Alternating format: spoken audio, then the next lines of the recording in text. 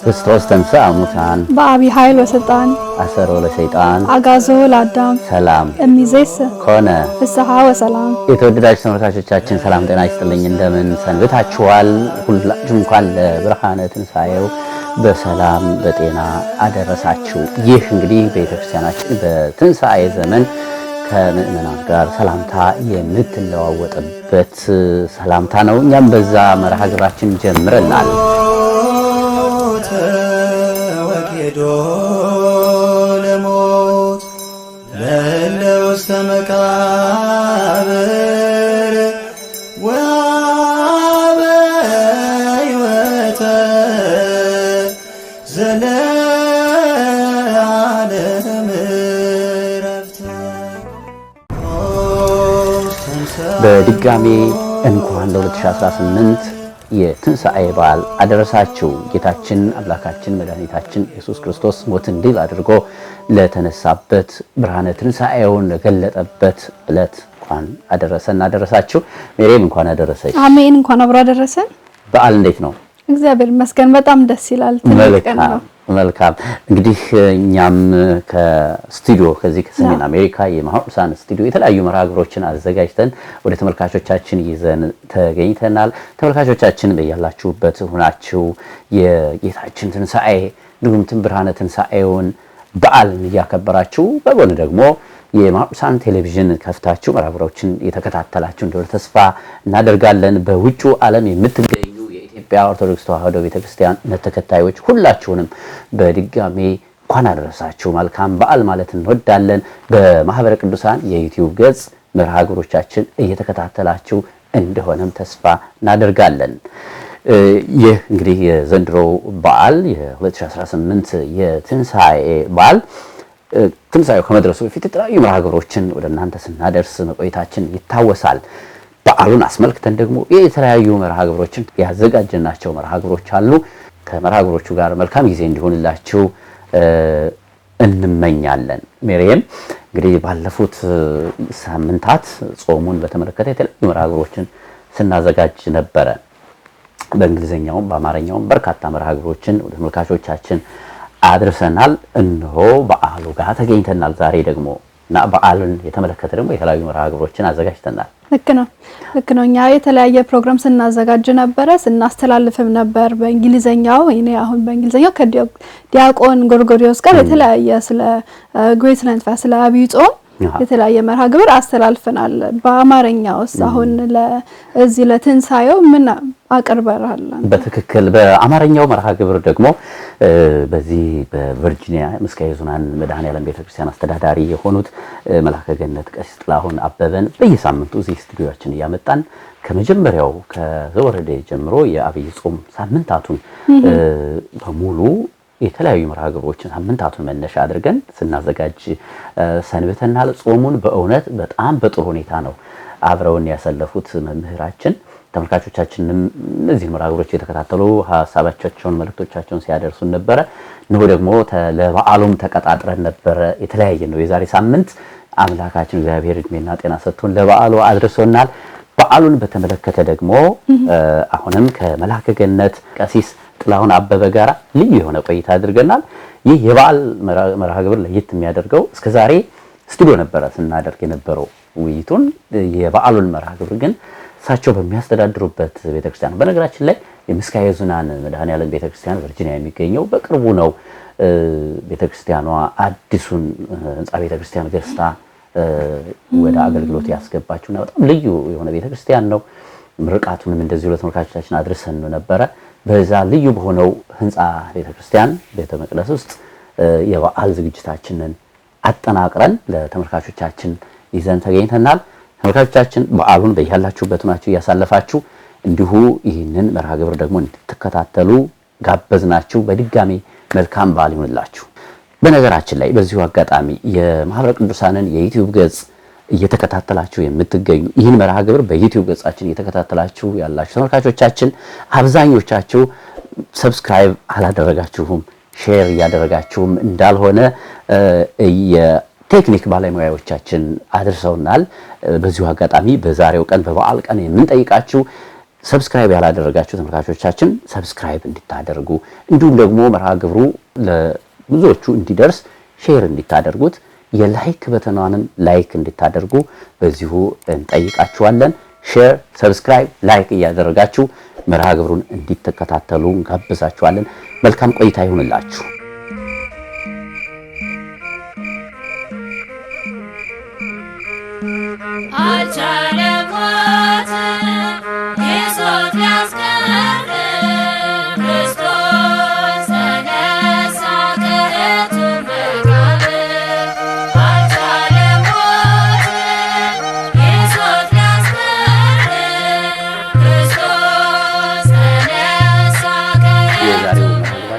ባለፉት 7 ሳምንታት የአብይ ጾምን በተመለከተ የተለያዩ ጉዳዮችን እያነሱ ከኛ ጋር ቆይታ ሲያደርጉ የነበሩት መምህራችን መላከ ገነት ቀሲስ ጥላሁን አበበ ነበሩ። ዛሬ እንግዲህ የትንሳኤው ላይ ደርሰናልና ጾሙን አብረውን ቆይተው በትንሳኤው ሊደመድሙ መርሃ ግብራቸውን እንግዲህ ዛሬ ከእሳቸው ጋር ተገኝተናል። የተገኘንበት ቦታ ለየት ይላል።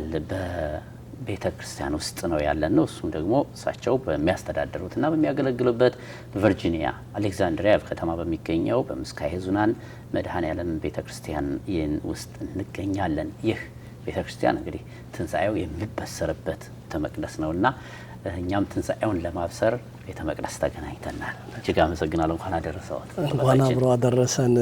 ፍርድዬ እንግዲህ ዘመነ ትንሳኤ ነው። በቤተ ክርስቲያናችን የዘመነ ትንሳኤ ሰላምታ አለን። ክርስቶስ ተንሥአ እሙታን በአብይ ኃይለ ስልጣን አሰሮ ለሰይጣን ጋዞ ለአዳም ሰላም ይእዜሰ ኮነ ፍስሐ ወሰላም። እንኳን ለብርሃነ ትንሳኤው አደረሳችሁ አደረሰን።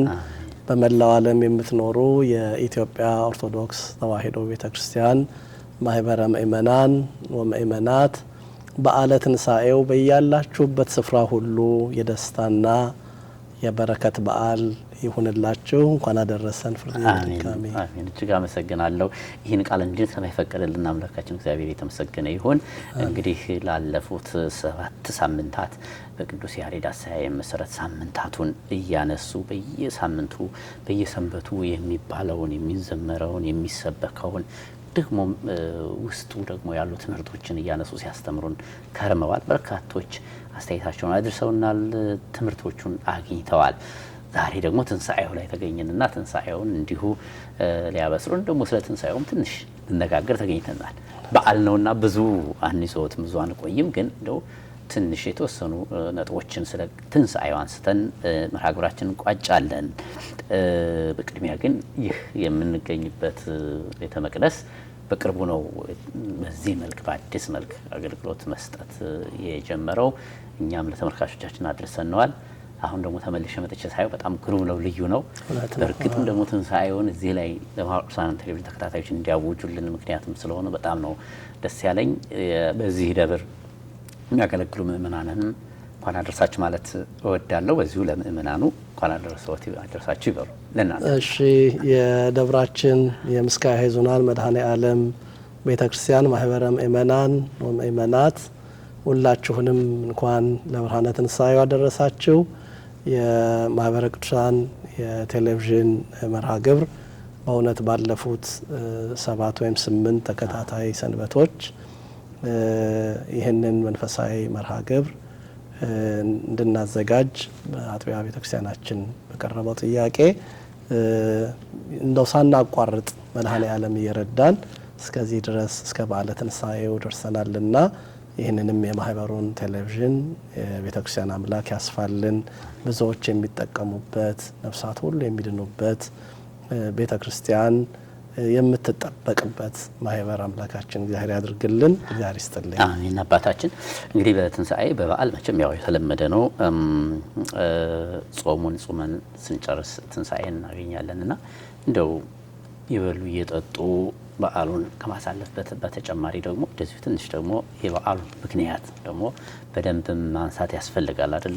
ለዚህ ሁሉ መንስኤው ምክንያቱ ያው የክርስቶስ ትንሣኤ ነው። የምንገኝበት ዕለት ደግሞ ትንሣኤ ነውና ስለ በዓሉ ትንሽ እንዲነግሩን ነው። እስኪ ስለ ብርሃነ ትንሣኤው ትንሽ ነገር ይንገሩን። ትንሣኤ ማለት ምንድነው? እንደው ይሄን ለመጀመሪያ ጊዜ ለሚሰሙ ሰዎች ትንሣኤ ስንል ምን እያልን ነው? እግዚአብሔር ይስጥልኝ ፍርድዬ። ያው እንደምታስታውሰው ባለፉት ለአንድ ሳምንት ያክል በሰሙነ ሕማማት ነው ያለፍነው። ሕማሙን እያሰብን ስለኛ የተቀበለው መከራ እያሰብን በተለይ ደግሞ በስቅለት ዕለት በእውነት መድኃኒታችን አምላካችን ኢየሱስ ክርስቶስ በወንበዴዎች መካከል እርቃኑን ተሰቅሎ ታላቅ መከራ ተቀብሎ እንዴት ባለ ታላቅ ፍቅር እንደወደደን እያሰብን በስግደት በእውነት በታላቅ ጸሎት ነው ስናሳልፍ የቆየ ነው። ደግሞም የሰሙነ ሕማማት የጸሎቱ ማሳረጊያ እንበለ ደዌ ወሕማም እንበለ ጻማ ወድካም አመ ከመ ዮም ያብጽሐኒ ያብጽሕክሙ እግዚአብሔር ለብርሃነ ትንሣኤሁ በፍሳው በሰላም እየተባለ ነበር የሰነበተው። ያለ ደዌ ያለ ሕማም ይኸው መድኃኔ ዓለም ሁላችንን ለብርሃነ ትንሣኤው አደረሰና የታላቅ ነገር ነው። እግዚአብሔር ይመስገን። እንግዲህ ትንሣኤ በክርስትናው እምነት የቤተ ክርስቲያን ታላቅ ጉልበቷ ኃይሏ ቤተ ክርስቲያንም ወይም ደግሞ ሐዋርያትም ለወንጌል አገልግሎት እንዲወጡ ታላቅ ምክንያት የሆናቸው ክርስትናውም በሞቱና በትንሣኤ ላይ ነው የተመሰረተውና የትንሣኤን በዓል የሚበልጥ ታላቅ በዓል የላትም ቤተ ክርስቲያን። እንደውም በቅዳሴው ዕለት ዛቲ ዕለት እንተ ገብረ እግዚአብሔር ንትፈሳ ወነተሐሰይ ባቲ እያልን ነው የምናሳልፈው። እቺ ዕለት እግዚአብሔር የሰራት ዕለት ናት። ኑ በርሷ ደስ ይበለን መድኃኒታችን ከሞት መካከል ተነስቷልና እያልን በታላቅ ደስታ የምናከብረው በዓል ነው የትንሣኤ በዓል። የቤተ ክርስቲያን የአርነት በዓሏ ነው። ቤተ ክርስቲያን የተመሰረተችበት በዓል ነው እና ይህን የትንሣኤውን ነገር አራቱም ወንጌላውያን መዝግበዋል። ቅዱስ ማቴዎስ በማቴዎስ ወንጌል ምዕራፍ 28 ላይ መዝግበዋል። ቅዱስ ማርቆስ በማርቆስ ወንጌል ምዕራፍ 16 ላይ መዝግበዋል። ቅዱስ ሉቃስ በሉቃስ ወንጌል ምዕራፍ 24 ላይ መዝግበዋል። ቅዱስ ዮሐንስ በዮሐንስ ወንጌል ምዕራፍ 20 ላይ መዝግበዋል እና አራቱም በተለያየ መንገድ የትንሣኤውን ነገር አውስተዋልና እንግዲህ በመጀመሪያው ወንጌላዊ በቅዱስ ማቴዎስ ላይ የተጻፈውን መሰረት እያደረግን የትንሣኤውን ነገር ጥቂት ብናወራ ደስ ይለኛል። የማቴዎስ ወንጌል ምዕራፍ 28 ላይ በሰንበትም መጨረሻ መጀመሪያው ቀን ሲነጋ መግደላዊት ማርያምና ሁለተኛይቱ ማርያም መቃብሩን ሊያዩ መጡ። እነሆም የጌታ መልአክ ከሰማይ ስለወረደ ታላቅ የምድር መናወጥ ሆነ። ቀርቦም ድንጋዩን አከባሎ በላዩ ተቀመጠ። መልኩም እንደ መብረቅ ልብሱም እንደ በረዶ ነጭ ነበረ። ጠባቆችም እርሱን ከመፍራት የተነሳ ተናወጡ፣ እንደ ሞተም ሰው ሆኑ። መልአኩም መልሶ ሴቶቹን አላቸው፣ እናንተስ አትፍሩ፣ የተሰቀለውን ኢየሱስን እንድትሹ አውቃለሁና እንደ ተናገረ ተነስቷልና በዚህ የለም አላቸው ነው የሚለው። ይሄ ክፍል በጣም ደስ ይላል። ፍርዴ በአይሁድ ዘንድ ደስታ ነበር። በዕለተ ዓርብ እየጮሁ መስፍኑን ጲላጦስን አስጨንቀውት ሊፈታው እንኳ ባመነታ ጊዜ ደሙ ላይሌነ ወላይለ ውሉዱነ ደሙ በእኛና በልጆቻችን ይሁን ኢየሱስ ይሰቀል ብለው ጮኸው ኢየሩሳሌም መድኃኒቷን ሰቅላ በመስቀሉ ላይ ሲዘባበቱበት የዋሉበት ቀን ነው ዕለተ ዓርብ። ታዲያ የክፉዎች ጀንበር ቶሎ ነው የምትጠልቀው። ይገርማል። ቶሎ ነው የምትጠልቀው። በአይሁድ ዘንድ እንደው አንድ ቀን ሁለት ቀን ነው ደስታ የሆነው። እና አይሁድ ገርለውት ቀብረውት በደስታ እያሉ ግን እሱ አስቀድሞ በትንቢት የተነገረለት የትንሳኤያችን በኩር መድኃኒታችን ኢየሱስ ክርስቶስ በሳምንቱ የመጀመሪያው ቀን በተባለው በዕለተ እሁድ ሌሊት መድኃኒታችን ኢየሱስ ክርስቶስ በህቱም መቃብር ክፈቱልኝ መግነዝ ፍቱልኝ ሳይል በታላቅ ስልጣን ተነሳ። እሱ በተነሳበት በዚያ ዕለት ሴቶች ወደ መቃብር ስፍራ መጥተው ነበር ይላል። ይገርማል። አዎ። እና ምክንያታቸው ምን ነበር? እነኚህ ሴቶች ወደ መቃብሩ ስፍራ የመጡት አንዳንድ ጊዜ ትንሣኤውን የሚያዩት እነሱ ናቸው። አዎ እውነት ነው። የሚገርመው አይሁድ አንድ ልማድ አላቸው። ከአይሁድ ወገን የሆነ አንድ ሰው ሲሞት በሞተ በሶስተኛው ቀን ወደ መቃብሩ ስፍራ ሄደው መቃብሩን ከፍተው በስጋው ላይ ሽቱ ይቀቡ ነበረ። ሴቶቹም ወደ መቃብሩ ሲሄዱ ካሳሰባቸው ነገር አንዱ በመቃብሩ ላይ የታተመው ድንጋይ ብርቱ ነበርና ድንጋዩን ማን ያንከባልልናል የሚልም ሐሳብ ነበራቸው። እና ብቻ ወደ መቃብሩ ስፍራ ሄዱ። ያ ባለጠጋው የአርማትያስ ዮሴፍ መቃብር ነውና በባለጠጋው መቃብር ነው መድኃኒታችን ኢየሱስ ክርስቶስ የተቀበረውና እዚያ ሲደርሱ ግን የሆነው ነገር የተለየ ነው። እነሱ ሽቱ ሊቀቡ ነበር የመጡት። ለካ መድኃኒታችን ኢየሱስ ክርስቶስ አስቀድሞ በሴቶቹ ሽቶ ተቀብተዋል። ይገርምሃል። የፋሲካ በዓል ሊቃረብ ሲል በጥቂት ቀናት ልዩነት ለሁለት ጊዜ ሴቶች ሽቱ እንደቀቡት ይናገራል። የዮሐንስ ወንጌል ምዕራፍ 12 ላይ የአልዓዛርና የማርታ እህት ማርያም ሽቱ እንደቀባቸው ይናገራል። በማርቆስ ወንጌል ምዕራፍ 14 ላይ ስንሄድ አንዲት ሴት ይላታል። ስሟ አልተገለጠም። ማቴዎስም በሌላ መንገድ እቺኑ ሴት አንስቷታል። ሽቱ ልትቀባው እንደመጣችና በራሱ ላይ የአልባስጥሮስ ሽቱ ዋጋው ውድ የሆነ ሽቱ እንዳፈሰሰችበትና እንደቀባቸው ይናገራል። በጣም የሚገርመው የማርቆስ ወንጌል ምዕራፍ 14 ላይ ያለው ይቺን ሴት ተዋት ለመቃብሬ ስጋዬን ሽቱ ቀባች ይላል።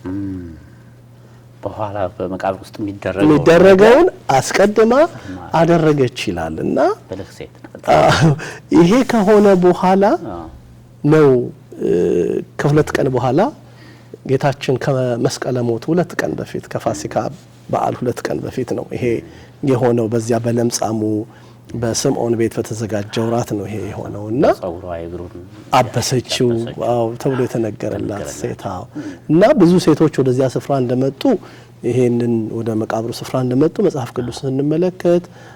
ማርያም መግደላዊት ወደ መቃብሩ ስፍራ መጣለች። ሌላኛይቱ ማርያም የሚላት የያዕቆብ እናት ማርያም ወደ መቃብሩ ስፍራ መጣለች። ዮሐና ወደ መቃብሩ ስፍራ መጣለች። ሶስና ወደ መቃብሩ ስፍራ መጣለች። ሰሎሜ ወደ መቃብሩ ስፍራ መጣለች። እነኚህ ሴቶች ሁሉ እዚያ አንደኛ ቆሮንቶስ ላይ እንደምናነበው ወደ መቃብሩ ስፍራ የመጡ ሴቶች እንደነበሩ ይናገራልና እነኛ ሴቶች ወደ መቃብሩ ስፍራ ሲመጡ ያስጨነቃቸው የመቃብሩ ድንጋይ ተንከባሎ በድንጋዩም ላይ የእግዚአብሔር መልአክ ተቀምጦ አዩ ነው የሚለው። ቀደም ሲል አይሁድ ምን ያህል ክፋት እንዳላቸው ተረድተው ነበር። በመቃብሩ ላይ ድንጋይ እንደነበረ ብርቱ ድንጋይ አትመውበት ነበር። አትመውበት እንዳይነሳ ብለው ያረጉ። ይሄም ብቻ አይደለም፣ ከመስፍኑ ለምነው ባልተለመደ ሁኔታ ጠባቂዎች ቀጥረው ነበር። ጠባቂዎች አልተደረገ መቃብሩን የሚጠብቁ ቀጥረው ነበር። ግን የኛ ጌታ መግነዝ ፍቱልኝ አላለም፣ መቃብር ክፈቱልኝ አላለም። እንደታተመ መቃብሩ ነው የተነሳው። በዚህ አጋጣሚ መልአኩ ነው ከመቃብሩ ላይ ድንጋዩን አንከባሎ በላዩ የተቀመጠው እና ያናዩ ወደዚያ ስፍራ ሲመጡ ጌታን አላዩ። አስቀድሞ ያዩት የእግዚአብሔርን መልአክ ነበር። የመቃብር ጠባቂዎች ከመልአኩ ግርማ የተነሳ ምድር አበራች ይላል። እንግዲህ የመልአኩ ግርማ ይሄን ያህል ከሆነ ልብሱም ጻዕዳ ከመበረድ የሆነው መልአክ እንዲህ ሆኖ እነኛን ሰዎች ካስደነገጣቸው ፀሐይ ጽድቅ ክርስቶስ ትንሣኤው ልክ እንደዚህ ነው። በቃ ብሩህ ነበረ። ምክንያቱም በደብረ ታቦር በተገለጠ ጊዜ ልብሱ እንደ በረዶ ነጣ ይላል። አጣቢም ማጥቦ ከሚያነጣው በላይ ያ ጌታ ተነሳ። በተነሳ ጊዜ መልአኩን አገኙ። ሴቶች ወደ ሴቶቹ ልምጣና መልአኩን አገኙ። እናንተ ሴቶች አውቃለሁ የተሰቀለውን በአርብ ዕለት የተሰቀለውን የናዝሬቱን ኢየሱስን እንደምትሹ አውቃለሁ፣ እንደተናገረ ተነስቷል። ምን እንደተናገረ ያለው እስኪ እሷን ጠቀሳለ። እውነት ነው። የሚገርመው በመዋዕለ ትምህርቱ መድኃኒታችን ኢየሱስ ክርስቶስ በዚህ በዮሐንስ ወንጌል ምዕራፍ 2 ላይ ከቃናው ሰርግ በኋላ ተአምራት ሲያደርግ አይሁድ ቀርበው ይሄን በማል ስንጣል ታደርጋለህ ብለው ጠይቀውት ነበር እና የነገራቸው ቃል ተዚህ ለእንደው ፍርድ ምን የሚል ነው? ይህንን ቤተ መቅደስ አፍርሱት በሶስተኛው ቀን አነሳዋለሁ አላቸው። ዘንዶም ግራ ገባቸው። እነሱ እንደውም ለክሱ የተጠቀሙት አንዱ ይሄ እኮ ነው። አጣመው ለዚያውም አፍርሼ ብሎ ቤተ መቅደስን የምታፈርስ ብለው እኮ በእውነት ሎቱ ስብሐት በሱ ላይ የክፋትና የስድብ ቃል ተናግረዋል። እና በጣም የሚያስደንቀው ያንን ክፍል ከተናገረ በኋላ እዛው ዮሐንስ ወንጌል ምዕራፍ 2 ቁጥር 25 ላይ እንዲህ ይላል፣ ስለ ሰውነቱ ይህንን ይላቸው ነበር ይላል። በሶስተኛው ቀን አነሳዋለሁ ሲል ሞቱ በፈቃዱ ትንሳኤው በስልጣኑ። በፈቃዱ ሞተ፣ በስልጣኑ ተነሳ። ስለዚህ ያ እንደተናገረው ተነስቷል የሚለው ቃል ያ ነው። ሌላው ደግሞ ትንቢተ ነቢያት ዳዊት መዝሙር 73 ላይ በትንሳኤ ዕለትም ሌሊት በመልጣኑ ጊዜ የሚሰበከው ምስባክ ወተንሳአ እግዚአብሔር ከመዘንቃም ነዋም ወከመሃያል ወህዳገ ወይን ወቀተለ ጸሮ በድሬሁ። እግዚአብሔር ከብርቱ እንቅልፍ እንደሚነሳ ሰው ተነሳ። ወተንሳ እግዚአብሔር ከመዘንቃም ነዋም ከብርቱ እንቅልፍ እንደሚነሳ ሰው ተነሳ። ወከመሃያል ወህዳገ ወይን ብርቱ የወይን ስካር ያዘው ሰው ልቅቅ ሲያደርገው እንደሚነሳ ወቀተለ ጸሮ በድሬሁ። ጠላቶቹ ያለው ዲያብሎስን ወደ ኋላቸው ጣላቸው ወይም ጣለው፣ አዋረደው፣ ተነሳ ይላል። ይሄም ትንቢት ይፈጸም ዘንድ እንደተናገረው ነቢያትን ትንቢት የሚያናገር እሱ አይደለ? እንደተናገረው ተነሳ የሚል ሐሳብ ለነኚህ ለሴቶቹ ይነግራቸዋል። እንደው ሁሌም እንደምለው አንተም ሐሳብ ሲኖርን የጨመርክ ነው የምናወራውና ምንድነው የሚያስገርመው እዚህ ክፍል እንዳነበብን የመቃብር ጠባቂዎች ተቀጥረዋል። ሐሰተኛ ወሬ የሚያወሩ አይሁድ ቀጥረዋል። በተለይ ከትንሳኤው በኋላ የትንሳኤው ነገር በሴቶቹም በኋላም በደቀ መዛሙርቱ ሲነገር ምን ብለው አስወሩ? የመቃብር ጠባቂዎቹን ገንዘብ ሰጥተው እኛ ተኝተን ሳለ መተው ሰረቁት የሚል እና መረጃ በጣም ከባድ ነው። እንደው ይሄን ለሚሰሙ ክርስቲያኖችም በህይወታቸው የሐሰተኛ መረጃ የሰውን አእምሮ የመያዝ አቅም አለው። ይቺው ማርያም መግደላዊት ጌታዬን ወስደውታል ትለዋለች በሌላ ክፍል ላይ። ወዴት እንዳኖሩት አላውቅም። ይሄን ሐሳብ ማን ነው በሷ አእምሮ ውስጥ ያሳደረው ሲባል የመቃብር ጠባቂዎች ክፉ ወሬ ነው። የሐሰተኞች ወሬ። ሐሰተኛ ወሬ የሰው አእምሮ ይይዛል። ሐሰተኛ ወሬ የሰው አእምሮ ይቆጣጠራል። ዛሬም እንደ ሀገርም እንደ ቤተክርስቲያንም እንድንተራመስ እንድንቸገር የሚያደርገን ይሄ መቃብር ጠባቂ ወሬ ነው እና እዚህ ክፍል ላይ በዚህ ሁኔታ እንደተነሳ ያሳይና ቀጥሎ እንዲህ ይላል፣ እናንተ አትፍሩ፣ የተሰቀለውን ኢየሱስን እንድትሹ እናውቃለንና እንደተናገረ ተነስቷልና በዚህ የለም፣ የተኛበትን ስፍራ እዩ፣ ፈጥናችሁም ሂዱና ከሙታን ተነሳ፣ እነሆም ወደ ገሊላ ይቀድማችኋል፣ በዚያም ታዩታላችሁ ብላችሁ ለደቀ መዛሙርቱ ንገሯቸው። እነሆም ነገርኳችሁ በፍርሃትና በታላቅ ደስታም እነሆም ነገርኳችሁ ይልና በፍርሃትና በታላቅ ደስታም ፈጥነው ከመቃብሩ ሄዱ፣ ለደቀ መዛሙርቱም ሊያወሩ ሮጡ። እነሆም ኢየሱስ አገኛቸውና ደስ ይበላችሁ አላቸው። እነርሱም ቀርበው እግሩን ይዘው ሰገዱለት። በዚያን ጊዜ ኢየሱስ አትፍሩ፣ ሄዳችሁ ወደ ገሊላ እንዲሄዱ ለወንድሞቼ ተናገሯቸው እያለ ይቀጥላል። በሌላ ክፍል እንደውም ለወንድሞቼ ለጴጥሮስም ንገሩት እያለ ማርቆስ ላይ ያነሳልና እንደው መልአከ ገነት ላይ ብዙ ጊዜ ሊነሳ ይችላል፣ ግን ዛሬ ማንሳት ፈልጋለሁ። አሁን እንደው ሁሉም በሱ ፍቃድ ሁሉም በክርስቶስ ፍቃድ ነው የሆነው አይደለ? አዎ። የሚወዳቸው ሐዋርያት ከእግሩ ያልተለዩ ሐዋርያት ነበሩ። ከሐዋርያት መካከል ደግሞ በሄደበት ይዟቸው የሚሄዳቸው ሐዋርያት ነበሩ። ለነሱ ሳይገልጥ ለሴቶቹ ቀድሞ ትንሣኤውን መግለጡ ምንድን ነው ትምህርቱ? ሴቶች የተመረጡ ትንሣኤውን ለማየት እንደው እንደ መሰረታዊ ነጥብ ቅድም ያነሳሁት አንደኛ ሴቶቹ ሽቶ የመቀባት ልማዳቸውን ሊያደርጉ መሄዳቸው ይሄ የመጀመሪያው መሰረታዊ ምክንያት ነው። ሁለተኛ በሴቶች የሚነገር ነገር ቶሎ ይደርሳል።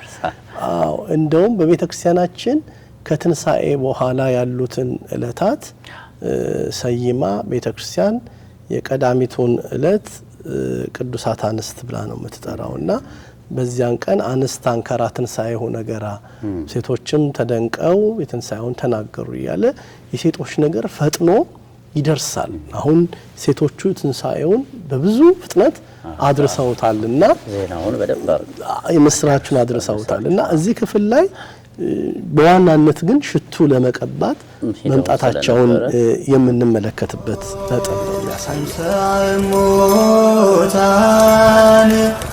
ሞተ ወኬዶ ለሞት ለውስተ መቃብር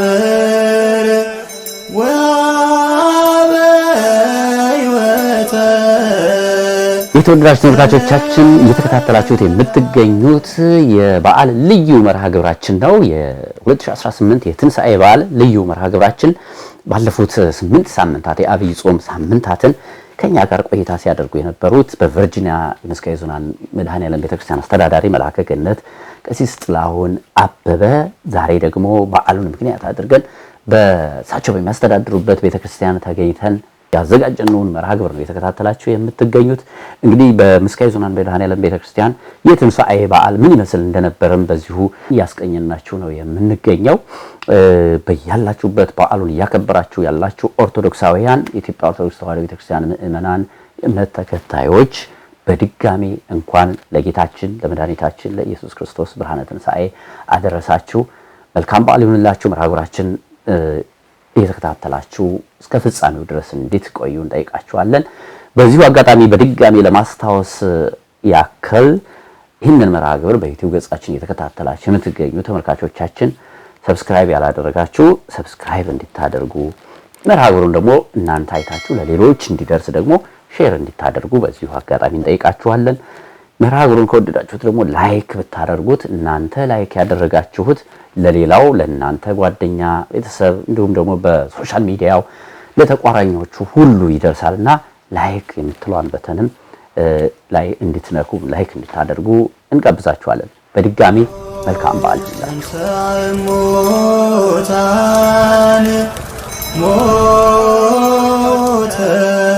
ወኬዶ ለሞት ለውስተ መቃብር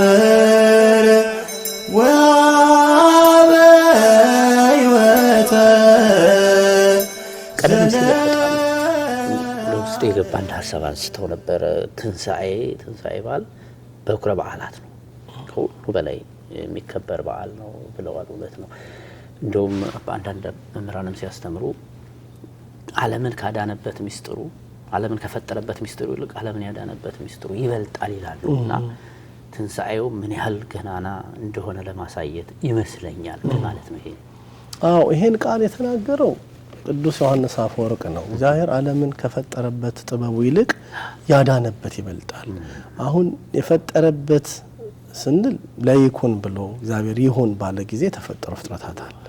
እግዚአብሔር በወደደ በፈቀደ ጊዜ ተፈጠሩ አለ። ደግሞ በገቢር የሰው ልጅ እግዚአብሔር ከምድር አፈር አበጀው ተብሎ ተጽፏል። ዓለምን ለማዳን ግን እርሱ እግዚአብሔር ሰው መሆን አስፈልጎት ነበር። የሰውን ስጋ ገንዘብ ማድረግ አስፈልጎት ነበር። ሰይጣን በጥበብ አዳምና ሔዋንን ከገነት አስወጥቷቸው ነበር። በምን ተሰውሮ? በእባብ ስጋ ወይም በእባብ አካል ተሰውሮ ወደ ገነት ገብቶ በምክረ ከይሲ አዳምና ሔዋን ከገነት እንዲወጡ ሆኗል። እንደውም ቅዱስ ጎርጎሪዮስ ዘኖሲስ የሚባለው አባት ዲያብሎስን አንተ በተጠበብክበት ጥበብ እሱ ደግሞ ድል ነሳህ። ምን ማለት ነው? አንተ በእባብ ገላ ተሰውረህ አዳምና ሔዋንን ከገነት አስወጣህ። እርሱ ደግሞ ደካማ የሆነውን ሃማሚ የሆነውን መዋቲ የሆነውን የሰውን ስጋ ገንዘቡ አድርጎ አሸነፈህ። ደካማ መስሎ አሸነፈህ። እንደውም በቤተ ክርስቲያናችን ትምህርተ ኅቡዓት በሚባል መጽሐፍ የቅዳሴው አካል ተደርጎ ይነገራልና በዚያ የጸሎት መጽሐፍ በአመት አንድ ጊዜ በጥምቀት ትምህርተ ኅቡዓት ይቆማል እንደ ማህሌትና በዚያ ክፍል ላይ ምንድነው የሚለው? ይህ ደካማ መስሎ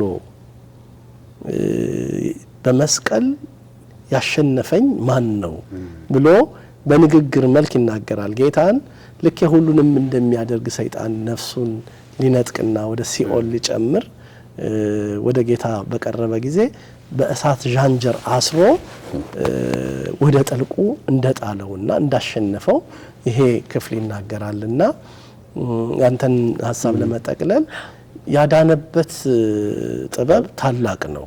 ምክንያቱም እኛ ነገረ ድህነትን ከብስራተ ገብርኤል ጀምሮ ነው ምን የምናደርገው። እመቤታችን ከጸነሰችበት አምላክ በአጭር ቁመት በጠባብ ደረት መወሰኑ፣ ሃማሚ የሆነ የሰውን ስጋ ገንዘቡ ማድረጉ፣ ጽንሰቱ፣ ልደቱ፣ በምድር ላይ የተቀበላቸው መከራ፣ ረሃቡ፣ ጥሙ፣ መስቀሉ፣ ሞቱ፣ ትንሳኤው እነኚህ ሁሉ የማዳኑ መንገድ ናቸውና በዚህ ሁሉ ነው ምን ያደረገን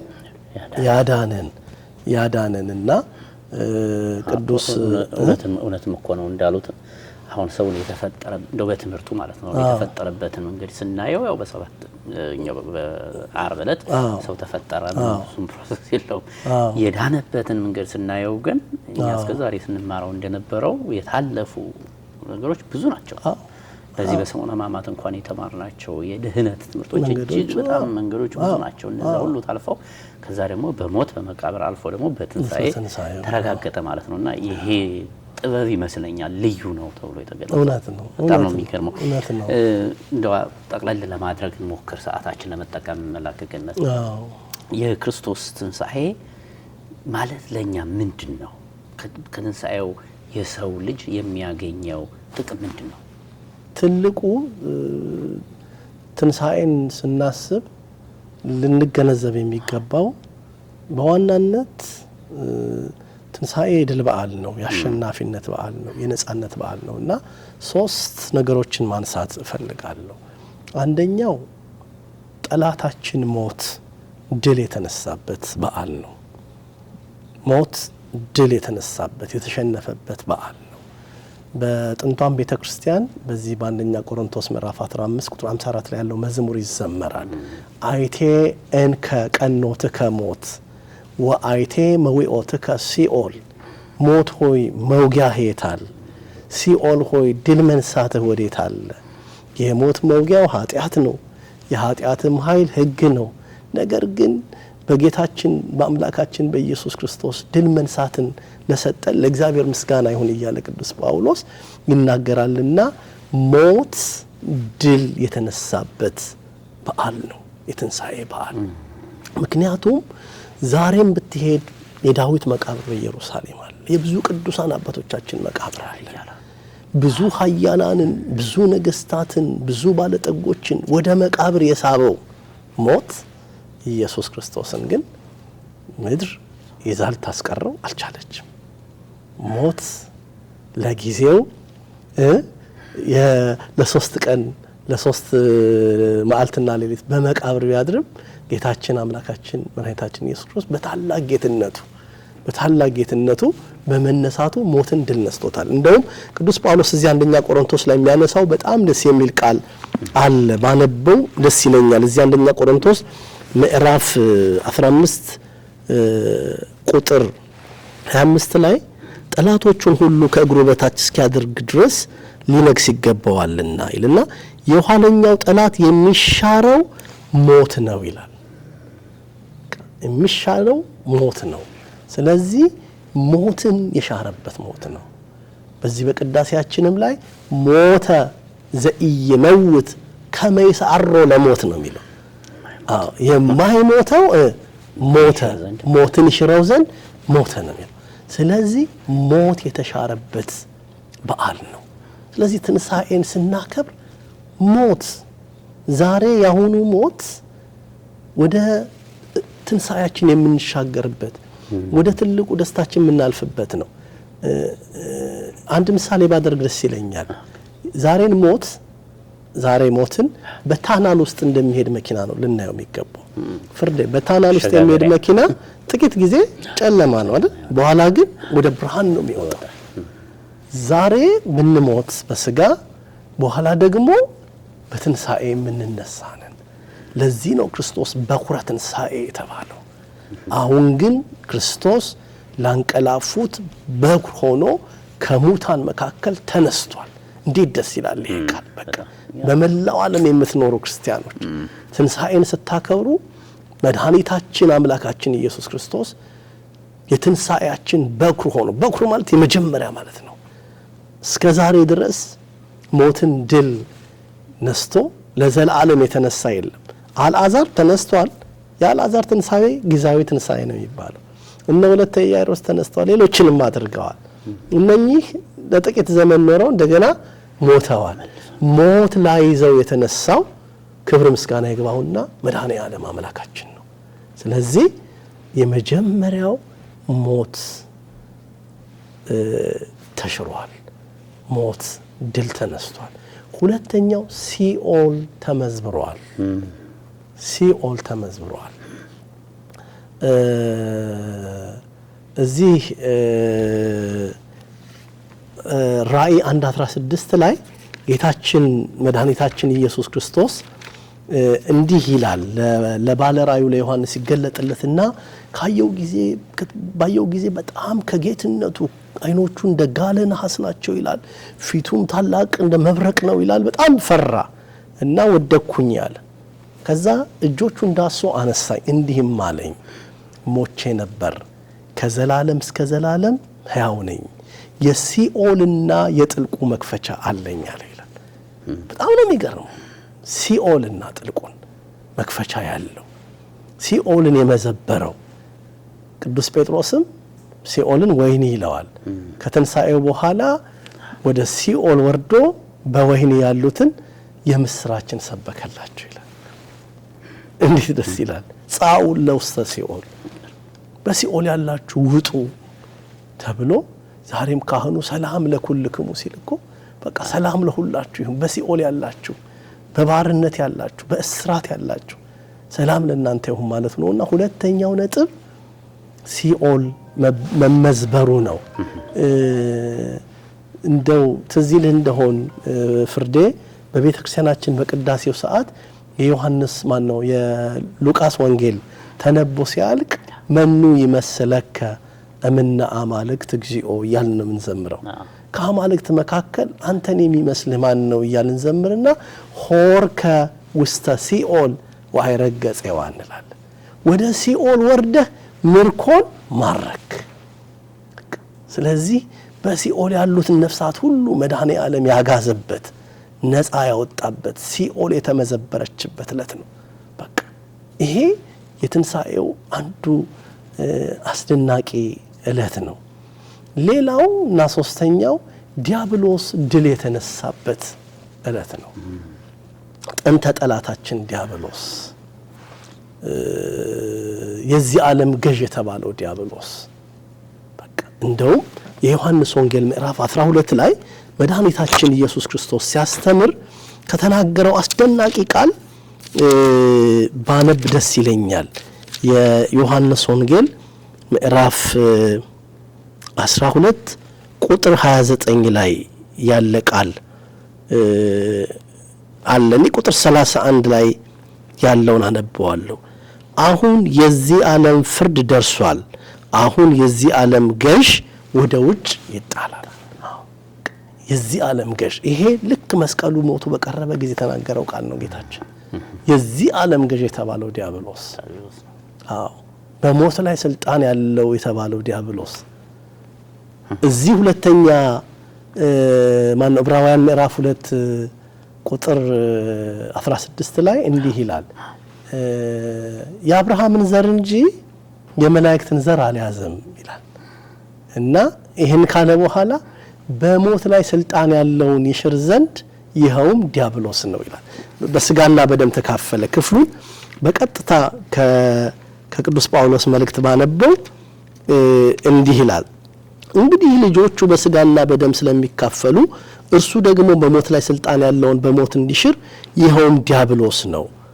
በሕይወታቸው ሁሉ ስለ ሞት ፍርሃት በባርነት ይታሰሩ የነበሩትን ሁሉ ነፃ እንዲያወጣ በስጋና በደም እንዲሁ ተካፈለ። የአብርሃምን ዘር ይዟል እንጂ የያዘው መላእክትን አይደለም። ስለዚህ የሕዝብን ኃጢአት ለማስተስረይ ለእግዚአብሔር በሆነው ነገር ሁሉ የታመነ ሊቀ ካህናት በሞት ላይ ስልጣን ያለውን ይኸውም ዲያብሎስ ይለዋል።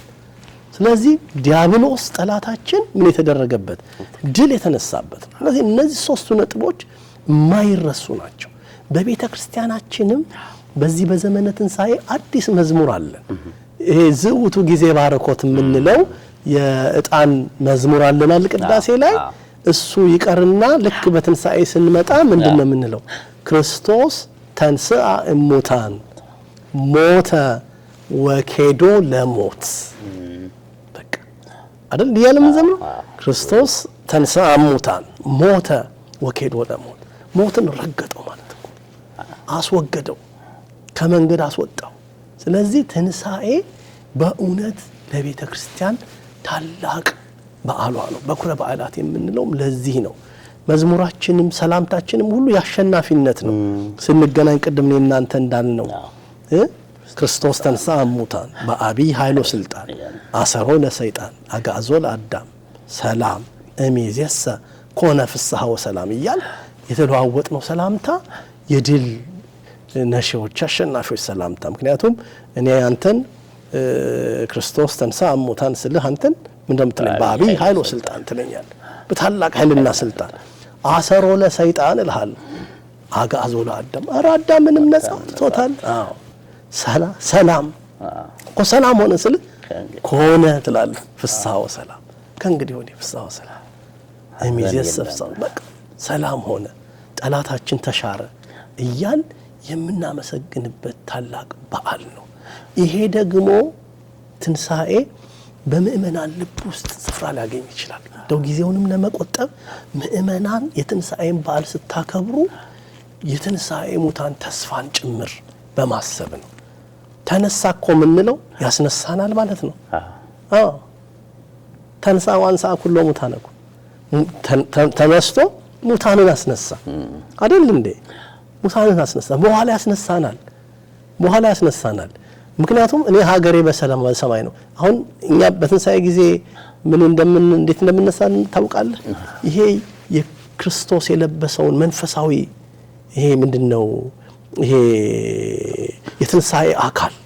የትንሣኤውን አካል ለብሰን የማያረጀውን የማይበሰብሰውን የማይደክመውን እንደ መጨረሻ ጥቅሴ ቢሆን አሁን በሱ እንዲደመድሙልኝ እፈልጋለሁ። የሰው ልጆች ትንሣኤ ልቦናም በዚህ ወቅት በደንብ የሚነገርበት ነው። እንደው ክርስቶስ ተነሳ ብለን ማክበራችን፣ መነጋገራችን፣ ዜና መወጃችን መልካም ሆኖ የኛ ትንሣኤ ግን በየጊዜው መበሰር አለበት አይደል? እውነት ነው። እሱ የመልእክታችን መደምደሚያ ቢሆን ደስ ይለኛል። በጣም ግሩም በሱን እንፈጽማለን። ቅዱስ ጳውሎስ እዚህ በፊልጵስዩስ ለሚኖሩ ምእመናን በጻፈው መልእክቱ ምዕራፍ 3 ላይ የተናገረው ቃል ነው። ፊልጵስዩስ 3 ላይ በጣም የሚገርም ቃል ነው የተናገረው። እንዲህ ይላል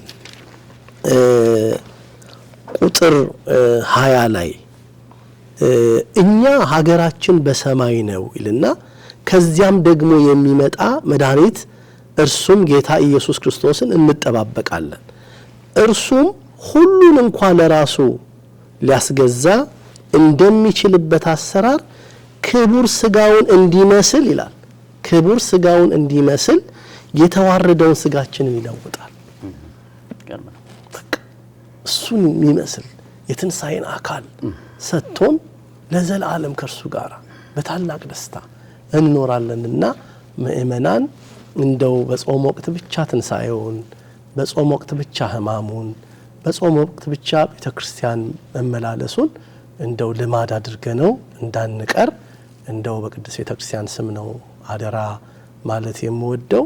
ሁሉ ጊዜ ትንሣኤ ልቡና ይዘን ትንሣኤውን እያሰብን ብንሞት እንደሚያስነሳን እያሰብን የወልደ እግዚአብሔር መምጣት እያሰብን ከሞት በኋላ ያለ ሕይወትን እያሰብን በቤተክርስቲያናችን አንቀጸ ሃይማኖት ከተደነገገው ሕግ አንዱ በዚህ በሁለተኛው ዓለም አቀፍ ጉባኤ በጉባኤ ቁስጥንጥንያ ከተወሰነው አንዱ ቃል ወንሴፎ ትንሣኤ ሙታን ወሕይወተ ዘይመጽእ ለዓለመ ዓለም የሚለው ነው።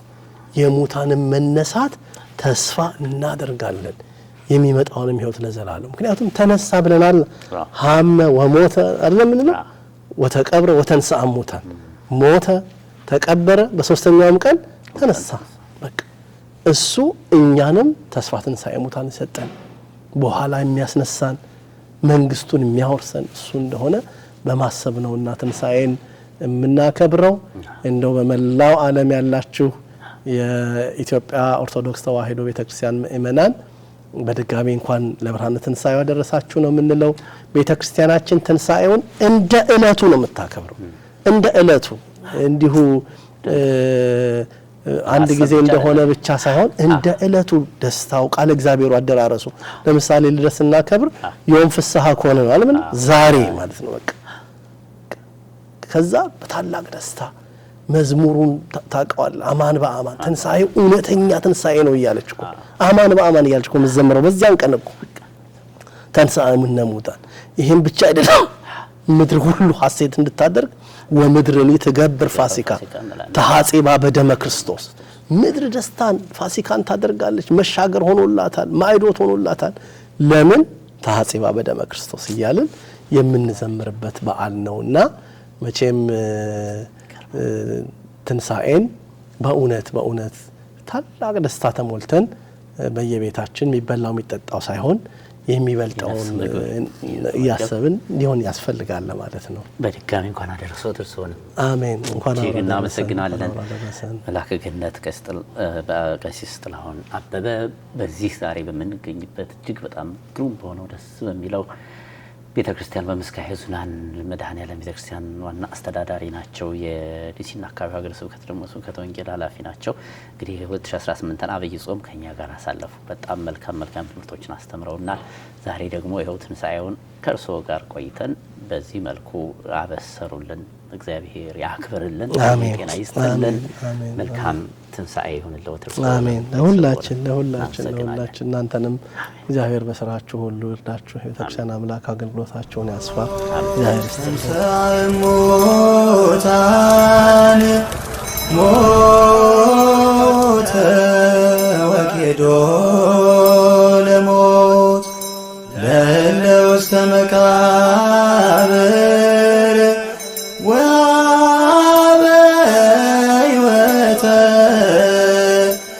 የ2018 የትንሣኤ በዓል መርሃ ግብራችን ይህንን ይመስል ነበረ። እንግዲህ በ2018ን የአብይ ጾም ከመጀመሪያው እስከ ትንሣኤው ድረስ በጥሩ ሁኔታ የተለያዩ መርሃ ግብሮችን ለእናንተ እያደረስን እዚህ ደርሰናል። የትንሣኤውን በዓል አስመልክተን ያዘጋጀንላችሁ መርሃ ግብርም ይህንን ይመስል ነበር። ፕሮግራሙን እንደወደዳችሁት ተስፋ እናደርጋለን። አሁንም በያላችሁበት መልካም በዓል ይሁንላችሁ። በነገራችን ላይ በዚህ በውጭ ዓለም የምንገኝ የኢትዮጵያ ኦርቶዶክስ ተዋሕዶ ቤተክርስቲያን እምነት ተከታዮች የትንሣኤ በዓልን በድምቀት ነው የምናከብረው። ሜሪም ብዙ ጊዜ ያው በውጭ እንግዲህ በዚህ እኛ በምንኖርበት ሀገር በአሜሪካን ሀገር ትንሣኤ በእርግጥ በውጭ ያሉት ያከብሩታል፣ ግን ከኛ አንድ ሳምንት ቀደም ብለው ነው የሚያከብሩትና የኢትዮጵያ ኦርቶዶክስ ተዋሕዶ ቤተክርስቲያን የምትጠቀመው ካላንደር ከነሱ በአንድ ሳምንት ዘግይቶ ነው የትንሣኤ በዓል የምናከብረውና የኢትዮጵያ ኦርቶዶክስ ተዋሕዶ ቤተክርስቲያን እምነት ተከታዮች በውጭ የሚኖሩ ሁሉ ይሄንን በዓል በድምቀት ነው የሚያከብሩት።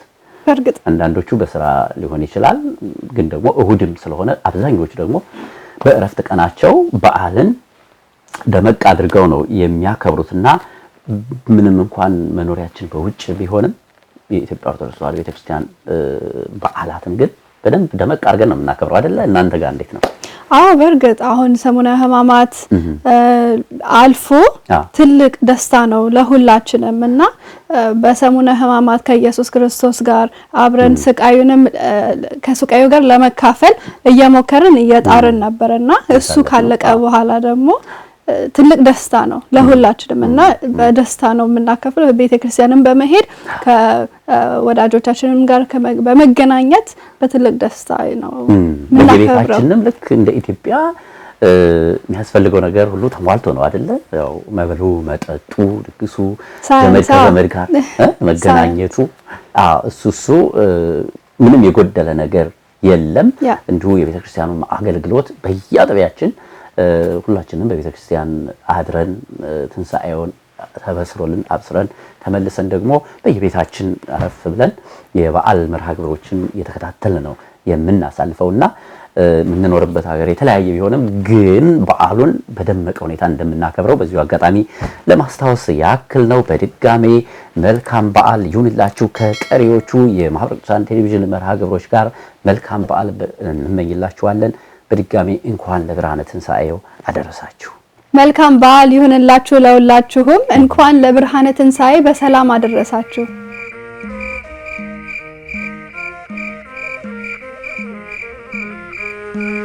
አቻ